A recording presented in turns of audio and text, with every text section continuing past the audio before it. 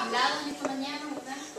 Así que vamos a decir, Señor, gracias, gracias, gracias por estar en este lugar y no en otro, por dedicar este tiempo, Señor, a ti, a escucharte, a parar un poco y abrir nuestra mente, nuestro corazón para recibir, Señor, a través de la alabanza, la oración, los abrazos y la palabra, lo que eres tú, Señor. Gracias porque podemos en esta mañana escuchar de Jesús. Gracias, Señor, y te alabamos en nombre de Jesús. Amén, Padre.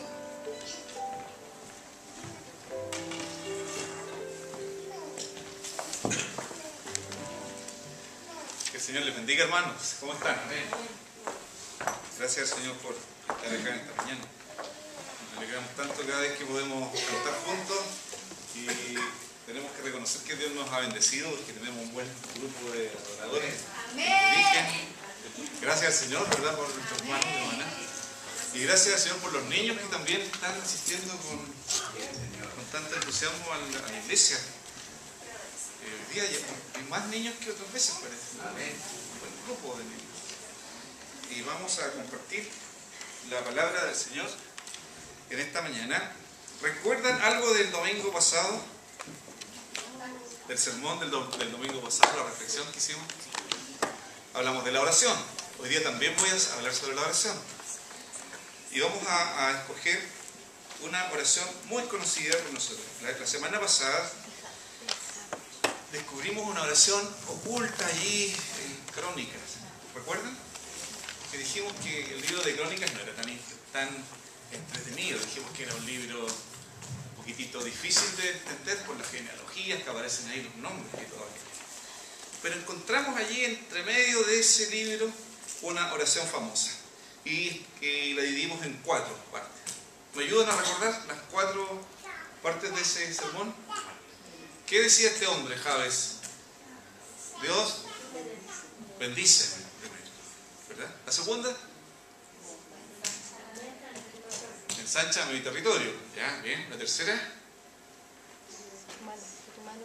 que tu mano esté sobre mí. Y por último, Señor, líbrame del mal. Esa oración, yo les decía, hermanos, que la podemos hacer nuestra cada día. Señor, bendíceme, Dios, ensancha mi territorio, Dios, que tu mano esté conmigo, Señor, que tú me libres del mal. Y hoy vamos a ver una oración conocida por todos nosotros, que está en un salmo, en el libro de Salmos. Salmo 23, por favor. A ver cómo está la memoria, ¿lo podemos repetir de memoria? Vamos. Jehová, Creador, acá, lugares de los pastos, junto a un pozo, pastoreará, conformará mi alma, me guiará por sendas de justicia, por amor de su nombre. Aunque ande en valle de sombra de muerte, no temeré mal alguno, porque tú estarás conmigo. Tu vara y tu callado me infundirán aliento. Aderezas mesa delante de mí, en presencia de mis angustiadores. Unges mi cabeza con aceite, mi copa está rebosando. Ciertamente, bien, misericordia, me seguirán todos los días de mi vida. Casa de Jehová, largos días. De seguro este es uno de los textos más conocidos de la Biblia por mucha gente. Les aseguro que incluso la gente no cristiana sabe este salmo, o lo ha escuchado alguna vez. Incluso la gente que es media esotérica, un día viendo un programa de televisión, una mujer que no tiene nada que ver con el cristianismo, creo yo, dijo: es muy conveniente leer esta oración que aparece en la Biblia. Y la recitó y dijo: esta oración nos protege.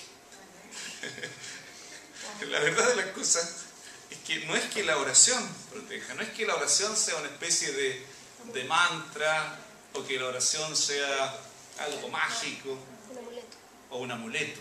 Gracias. La bendición está en el Dios en quien confiamos y el Dios a quien oramos. Y este es un salmo que también lo podemos hacer nuestro cada día en nuestra oración. Pero fíjense que este salmo lo vamos a dividir en 3 partes.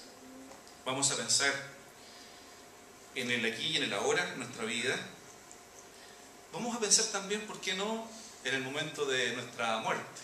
¿Ha pensado alguna vez usted en el momento de su muerte? Y vamos a pensar un poco en la eternidad. Y dice este salmista, presenta en primer lugar al Señor, a Dios como el pastor. Y si abre su Biblia, allí en Juan, en el capítulo 10, dice Jesús, versículo 7, yo soy la puerta de las ovejas. Los que antes de mí vinieron, ladrones son y salteadores, pero no los oyeron las ovejas. Yo soy la puerta, el que por mí entrare será salvo, y entrará y saldrá y hallará pastos. El ladrón no viene sino para hurtar y matar y destruir. Yo he venido para que tengan vida y para que la tengan en abundancia. Yo soy el buen pastor su vida da por las ovejas. Se cuenta que las ovejas del oriente son muy distintas a las ovejas de occidente. Yo no soy pastor de ovejas, pero se cuentan los que saben. Dicen que la vara del pastor, cuando guía a las ovejas, tiene por lo menos 3 propósitos.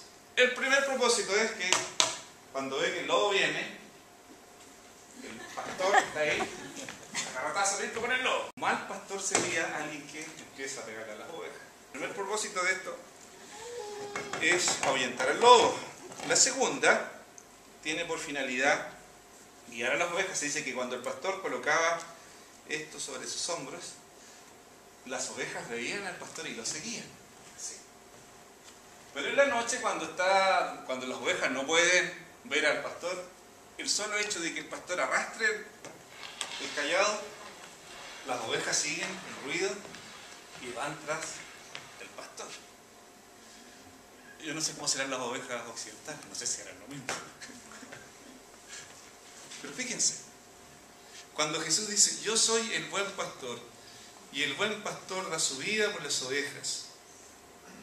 Yo soy el buen pastor, mis ovejas escuchan y siguen mi voz. El asalariado, el que no es el pastor, de quien no son propias las ovejas, ve venir el lobo y deja las ovejas y huye. El lobo arrebata las ovejas y las dispersa. Yo soy el buen pastor, dice Jesús, y conozco mis ovejas y las mías me conocen. Y en este versículo, en este Salmo 23, cuando vamos a hablar sobre la oración, en primer lugar está reconociendo que este pastor Jesús, el mejor pastor, el pastor de los pastores, el que dio su vida por las ovejas, dice el salmista, este Señor, este Dios, es mi pastor, y en realidad debiera decir el texto, nada me falta, nada me falta. Y dice, en lugares de delicados pastos me hace descansar, junto a aguas de reposo me pastorea, conforta mi alma, me guía por sendas de justicia, por amor de su nombre. Pensemos en estos 3 versículos. Hay un hombre que está orando acá, David, y está reconociendo al Señor como su pastor. Y está diciendo, si el Señor es mi pastor, a mí nada me falta, tengo lo que necesito. Recuerden que la semana pasada hablamos un poco de las bendiciones de Dios y dijimos cómo a veces en el mundo evangélico hoy día las bendiciones de Dios las traducimos únicamente a cosas materiales. Incluso hay una tendencia teológica que es la teología de la prosperidad, que dice que si tú eres cristiano te va a ir en todo bien, que la enfermedad es una maldición, prácticamente que vamos a ser seres inmortales. Esa es una falacia, es una mentira. El único inmortal es Dios. Nosotros un día vamos a morir. Vamos a dejar un legado, alguien va a recordarse de nosotros probablemente, pero no somos inmortales. Somos seres finitos, que aparecemos en esta tierra, Dios nos da la vida, pero algún día también vamos a morir.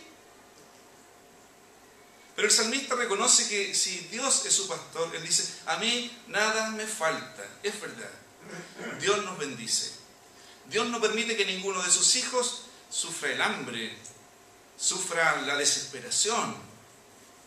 La bendición en términos bíblicos consiste en contar con el favor de Dios en nuestra vida. Aunque las cosas vayan mal, aunque las cosas no te resulten como tú quieres, pero la bendición de Dios está sobre ti, porque el Señor es tu pastor. Y Él tiene cuidado de ti. Y dice el salmista, el Señor que es mi pastor me guía en delicados pastos, me hace descansar, pastorea mi alma junto a aguas de reposo, me conforta, me guía por sendas de justicia. Este Señor, que es el buen pastor, que nos hablaba Jesús también en el Evangelio de Juan, es el Señor a quien tú le diste tu vida un día. Es el Señor que le ha dado sentido a tu existencia. Es el Señor que te hace despertar en las mañanas y decir, este es un buen día, este es un buen día para trabajar, es un buen día para enfrentar los desafíos, este es un buen día incluso para enfrentar las dificultades. Entonces la teología bíblica, la palabra de Dios o el mensaje de Jesús no es una anestesia para el dolor, frente al dolor, no es una anestesia o un remedio que nos libra de todo. No. El cristiano sabe que la vida es compleja, es complicada, pero el cristiano y la cristiana tienen la certeza de que el Señor es su pastor y con Él basta. Una mujer mística de la Edad Media dijo, todo pasa, solo Dios basta. Y la verdad de las cosas es que mientras nosotros no lleguemos a esa conclusión, que solo Dios basta, estaremos vagando en nuestra vida terrena, buscando sentido y buscando pastos en otros lados, buscando agua por otros lados, sin darnos cuenta que si el Señor es nuestro pastor, nada nos falta. ¿Has hecho de Jesús tu pastor? ¿Has hecho de Jesús el Salvador de tu vida? ¿Qué sentido tiene para ti? ¿Qué sentido tiene para mí ser cristiano? ¿Qué sentido tiene la vida con Cristo? ¿Qué diferencia hay entre ser cristiano y ser budista? ¿O ser musulmán? ¿O ser seguidor de alguna corriente humana? ¿Qué sentido tiene Jesús para ti? Y esta oración parte señalándonos que el Señor es el todo. El todo.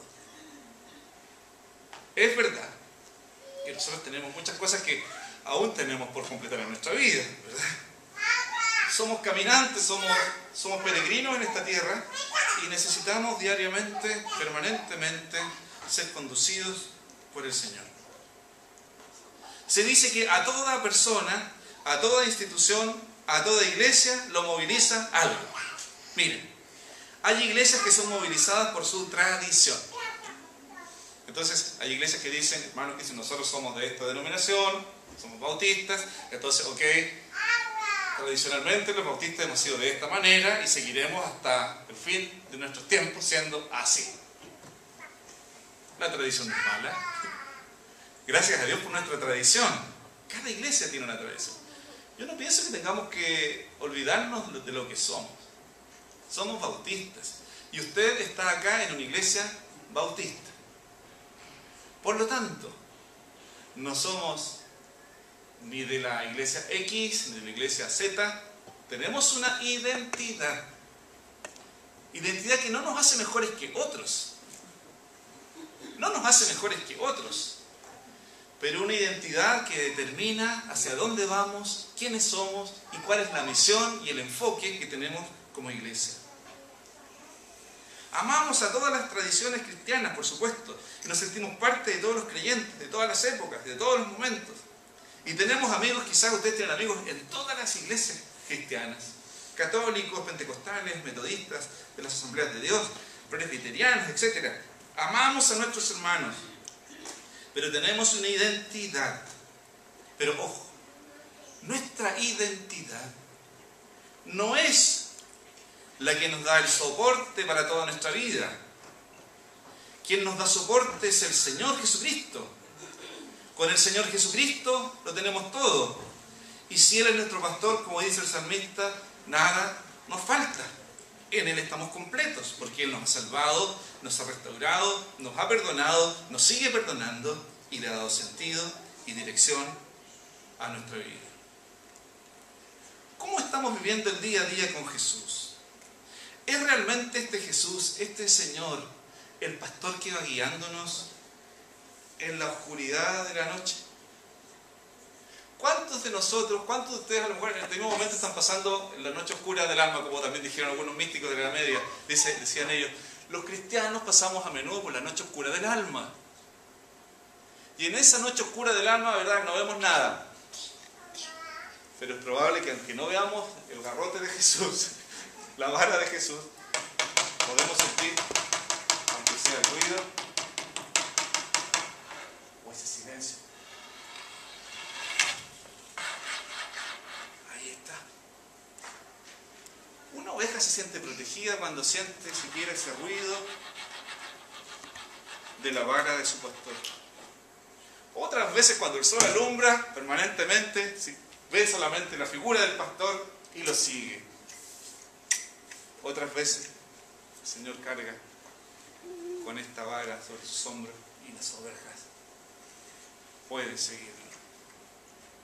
No sé si tú estás en el día, en tu relación con Dios, estás en la noche, o apenas sientes el ruido de la vara de Jesús.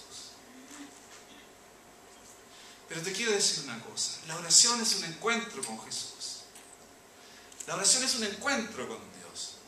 La oración no tiene poder si no oramos al Dios que hizo el cielo y la tierra. Porque mucha gente ora. Los musulmanes oran 5 veces al día, pero no oran al Dios de la Biblia. Otros grupos religiosos se levantan muy temprano en la mañana para las oraciones matutinas, pero no oran al Dios de la Biblia. Sí, en algunos casos esas meditaciones pueden ayudar para calmar el espíritu, para calmar la ansiedad. Pero la oración cristiana está enfocada en una persona. Esa persona es Dios. Y oramos a través de Jesucristo, guiados por el Espíritu Santo. Ese encuentro con Dios nos proporciona la seguridad de que el Señor es nuestro pastor y nos está guiando aquí y ahora. El salmista sigue diciendo en el versículo 4: aunque yo ande en el valle de la sombra y de la muerte, no temeré mal alguno, porque tú estarás conmigo. Tu vara y tu cayado me infundirán aliento. Miren, aunque yo no contemple ni siquiera tu sombra, Señor, dice el salmista, aunque ni perciba la presencia tuya por completo en medio de la oscuridad, pero dice el salmista, aunque yo ande por el valle de la sombra y de la muerte, no temo. Fíjate que para el discipulado cristiano, sí, porque la tarea de Jesús en nosotros es producir en nosotros la imagen de Jesús, es que nos parezcamos más a Jesús. Por eso que después cuando uno pasa por el valle de sombra y de muerte, mira hacia atrás y uno descubre que en ese valle de sombra y de muerte, donde quizás tú percibías que el Señor no estaba, Dios te empujó, porque a menudo Dios nos empuja también al valle de sombra y de la muerte, del desaliento, de la oscuridad, de la soledad, del fracaso, de la derrota, del silencio. Y como nosotros a veces nos rebelamos frente al silencio, porque fíjense cuánto necesitamos también del silencio en nosotros. Nos incomoda el silencio. A veces, ¿se han dado cuenta cuando estamos en una conversación comiendo y hay un silencio absoluto y alguien dice, pasó un angelito? Nos incomoda. A mí a veces me incomoda cuando estoy con alguien y hay un silencio y nadie dice nada y empezamos, está rica la comida. Pero fíjate que el silencio también puede ser un recurso que Dios utiliza para que nos parezcamos más a Jesús. Jesús era una persona que oraba permanentemente y Jesús también era una persona que meditaba permanentemente. ¿Recuerdan a Jesús yéndose? De hecho, antes de comenzar su ministerio dice que fue empujado por el Espíritu al desierto y estuvo allí 40 días y 40 noches y era tentado por el diablo. Me imagino que Jesús, en esos 40 días de ayuno también, tuvo mucho tiempo de silencio. Y quizás en algún momento de silencio ni siquiera escuchó la voz de su Padre, pero permaneció en silencio, expectante, para escuchar las instrucciones de su Padre Celestial para comenzar su ministerio. el silencio de Dios no necesariamente es ausencia de Dios en tu vida. No necesariamente cuando Dios calla está inactivo. No es sinónimo de inactividad divina el silencio.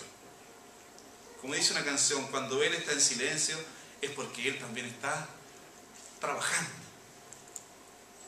Entonces, en los paréntesis de tu vida, en los silencios de tu vida, cuando pareciera que Dios no está presente, ojo, allí también está el Señor trabajando, actuando, haciendo algo en beneficio tuyo. Por eso es que el salmista se atreve a decir en esta oración, aunque yo ande por el valle de sombra y de la muerte, no temeré mal alguno. Pero ¿y por qué? Porque tú estarás conmigo. Somos transformados de gloria en gloria. Somos transformados en esta vida, también con las experiencias de triunfo, pero además con las experiencias de dolor y de derrota y de desolación interior. Y Dios va a utilizar el valle de sombra y de muerte para que nosotros dependamos de su poder, de su fuerza, y experimentemos también en ese dolor, en esa circunstancia, experimentemos la gloria de Dios. Como el siervo apacible allí en esa cueva de la cual nos relata la Escritura. Allí estaba el profeta esperando tener un encuentro con Dios. Viene un fuego, Dios no está en el fuego. Viene un terremoto, Dios no está en el terremoto. Y viene un siervo apacible y delicado, dice la Escritura. Y allí estaba el Señor. ¿Cuándo será el día de nuestra partida aquí de la tierra? No lo sabemos, pero les aseguro que lo más probable es que todos los que estamos acá un día vamos a morir. Yo no quisiera morir todavía, lo he dicho varias veces. Yo no quisiera morir todavía. Pero nuestras vidas frágiles están en las manos de Dios. Y este Dios un día nos llamará. Y si los 3 primeros versículos del salmista está diciendo que en esta vida el Señor es mi pastor, que nada me falta, que me da reposo, que me pastorea, que me guía, me protege, me cuida. Pero también hace un salto en el versículo 4 y dice, aunque yo ande por el valle de la sombra y de la muerte. A veces nosotros queremos escapar del valle de sombra y de la muerte y queremos correr, que pase rápido el valle de sombra y de muerte, ¿no? Recuerdo una oportunidad, con una sobrina y sobrino fuimos a un lugar cerca de Concepción, porque yo soy de Concepción, y había un túnel que ya no se usaba, una línea del ferrocarril estaba en desuso. Y ese túnel a mí siempre me llamó la atención, quería atravesarlo en algún momento. Invité a mis sobrinitas, mis sobrinitos, con mis hermanas, mis hermanos, fuimos, y no sé qué dimensión tendría ese túnel. Y llevamos palos, llevamos una linterna y comenzamos a caminar. Entonces le dije, mira, hagamos algo. No encendamos las linternas hasta que esté completamente oscuro. A ver hasta dónde podemos llegar. Y empezamos a caminar lentamente, lentamente. Todos agarrados, todos apretados. Cuando llegamos como al centro del túnel no se veía absolutamente nada, ni hacia atrás, ni hacia adelante. Silencio absoluto. Si traemos eso a la vida espiritual nuestra, hay momentos donde pareciera que nosotros estamos en un callejón sin salida, en un túnel que no tiene comienzo ni fin. Y quisiéramos encender las linternas rápidamente. Y quisiéramos que alguien nos diga, aquí está la salida. O quisiéramos que alguien nos dijera, devolvámonos. El salmista no dice, aunque yo corra en valle de sombra y de la muerte. En el valle de sombra y de la muerte, dediquémonos a caminar, no a correr. Porque seguro allí Dios tiene lecciones para nosotros. No huyas del valle de la sombra y de la muerte. Camina junto a Jesús. Porque recuerda, Él es tu pastor. Nada te puede faltar. Él es nuestro pastor. Nada nos puede faltar. No temeré, dice el salmista, porque tú estás conmigo. Dios, no veo nada. apenas puedo escuchar el ruido de tu vara, pero sí que estás conmigo.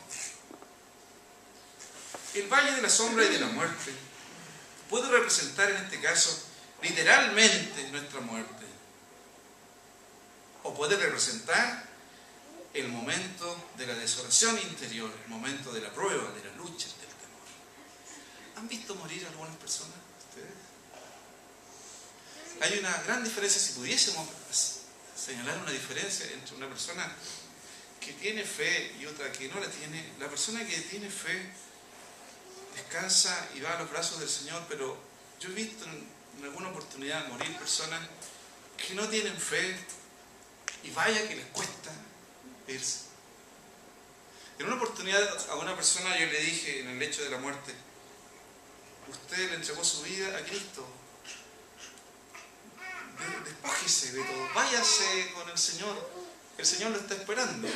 Y la persona, me llamaron como 4 noches que ya la persona estaba falleciendo, 4 noches. Allá a las 2 de la mañana tenía que ir a atender a la persona y yo insistía: usted le entregó su vida a Cristo, váyase en paz. Alguien me dijo: no, pero ¿cómo le pudiste decir eso? Bueno, pero si un cristiano, si ya le hemos entregado nuestra vida a Cristo y vemos que la persona ha sufrido mucho, ¿qué más? Es verdad, quisiéramos tener a nuestros papás, a nuestra mamá. Yo quisiera tener a mi mamá por muchos años más. Pero yo les aseguro que mi mamá lo que anhela es que algún día el Señor la llame y ir a descansar con Él. Y por más que le insistía a la persona: váyase con el Señor le está esperando, con los brazos abiertos. Entréguese, hermano, entréguese, hermano. A la 4ª noche.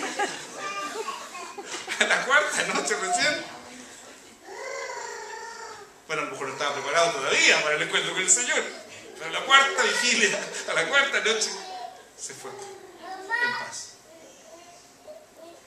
Y seguro a lo mejor ustedes conocen de algunas situaciones donde a algunas personas les ha costado mucho, mucho despojarse de esta vida. Incluso hay algunos que dicen, cuando ven a alguien en el lecho de la muerte: ¿no estará esperando algo esta persona? ¿No estará esperando alguna palabra de alguien? ¿No estará esperando reconciliarse con alguien? Quiere el Señor que cuando yo me vaya, le digo al Señor en oración: Señor, si me vas a llevar, por favor, hazla cortita. No quiero esperar mucho. Por favor, si tú me dices ya, ok, vámonos, pero de inmediato. Aunque amamos la vida, amamos esta vida terrena, que es hermosa, maravillosa, pero un día Dios nos va a llamar. Dios nos va a llamar. Y tenemos que estar preparados. Y dice el salmista: y en ese momento no temeré, porque el Señor estará conmigo, porque su vara, su cayado me infunden aliento. Se dice que Napoleón tenía un siervo, un sirviente, que tenía una de las misiones que tenía este hombre es decirle: mi Señor, recuerde que un día usted va a morir. Recuerde que un día usted va a morir. Uno no siempre piensa eso, pero vaya, en algún momento. No lo sabemos cuándo. Ojalá sea por muchos, muchos años más que el Señor nos va a llamar. Pero aún en ese momento de trance, de dolor, el Señor estará contigo. Y termino.